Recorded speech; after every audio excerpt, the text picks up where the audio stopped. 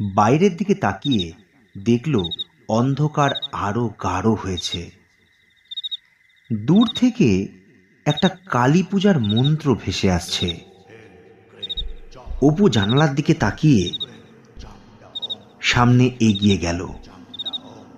দেখল ঝিঝি পোকার ডাকের শব্দের মধ্যে দিয়ে একটি মন্ত্র শোনা যাচ্ছে।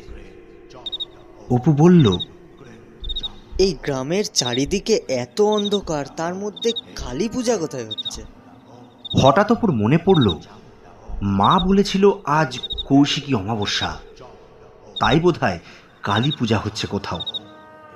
অপুর জল তৃষ্ণা পেল। অপু জল খেতে গিয়ে দেখল জগটা খালি, জল নেই। জলের জগটা নিয়ে ড্রিম লাইটের আলোটা অপু বাড়িয়ে দিল। ঘর পুরো আলোকিত হয়ে গেল। অপু দরজা খুলল।